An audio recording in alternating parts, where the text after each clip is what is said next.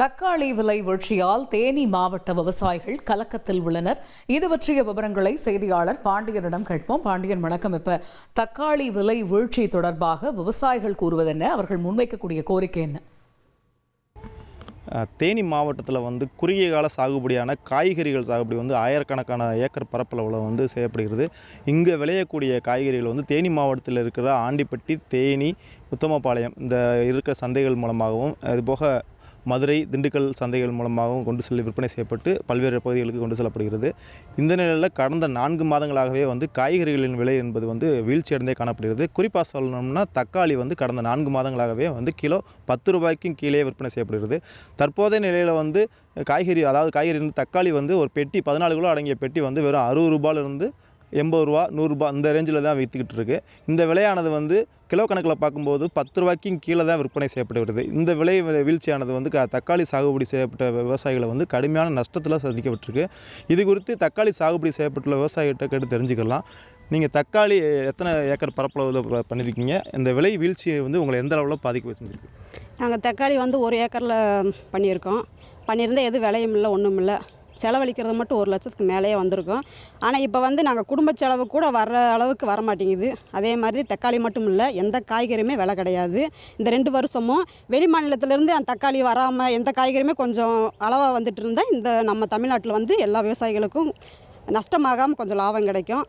ஏதோ முதலமைச்சர் பார்த்து வெளி மாநிலத்திலேருந்து தேவைக்கு ஏற்ற அளவுக்கு மட்டும் வச்சுக்கிட்டு கொஞ்சம் நம்ம தமிழ்நாட்டு மக்களையும் கொஞ்சம் பார்க்கணும். அதே மாதிரி கத்திரி, அவரை எல்லா காய்கறியுமே, தக்காளி மட்டும் கிடையாது, எல்லா காய்கறியுமே விலை கிடையாது.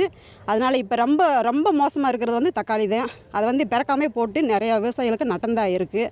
பிறக்காமே போட்டிருக்காங்க. எதோ எங்கள் குடும்ப செலவுக்கு வேணுங்கிறதுக்காண்டி நாங்கள் பெருக்கிட்டு இருக்கோம். எதோ குடும்ப செலவுக்கு வேணும், எங்கள் பிள்ளைகளை படிக்க போகணுன்றதுக்காண்டி இது பண்ணுறோம்.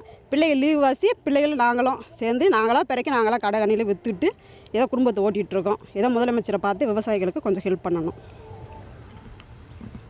தக்காளி மட்டும் இல்லாமல் அனைத்து காய்கறிகளுக்கும் ஒரு நிலையான விலையை நிர்ணயம் செய்யணும். தேவைக்கு இருக்கும்போது இறக்குமதி செய்யலாம், தேவை இல்லாதப்போ உள்ளூர் காய்கறிகளுக்கு முக்கியத்துவம் கொடுக்கணும் அப்படின்றது தமிழக அரசுக்கு விவசாயிகள் வைக்கக்கூடிய கோரிக்கையாக உள்ளது. தகவல்களுக்கு நன்றி பாண்டியன். தவிர்க்க முடியாத தம்ப்நெயில்ஸ், கலக்கலான கண்டென்ட்ஸ், சினிமாவும் சீரியஸ் பிரச்சனைகளும், பல வருடங்கள் தளபதி விஜய் கலகலப்பும் கைகலப்பும், ஏற்ற தெரிக்குதுனாலே டன்னு தான். பிரேக்கே இல்லாமல் பிரேக்கிங் நியூஸ் சொல்லும் தந்தி டிவி ஆப். இன்ஸ்டா தலைமுறை வரை இறங்கி அடிக்கும் தந்தி டிவியின் டிஜிட்டல் எக்ஸ்க்ளூசிவ். அது தண்ணிக்குள்ள போகும்போது ஹேங் ஆயிடுச்சு. உங்களுக்கு விஜய் சார் எந்த அளவுக்கு ரொம்ப பிடிக்கும்? Of course, Malayalis are huge Vijay sir fans. 2 பேருமே ரொம்ப பிடிக்கும் எனக்கு. தந்தி டிவி ஆப்பை இலவசமா டவுன்லோட் செய்யுங்க. ஃபாலோ பண்ணுங்க, சப்ஸ்கிரைப் பண்ணுங்க, என்ஜாய் பண்ணுங்க.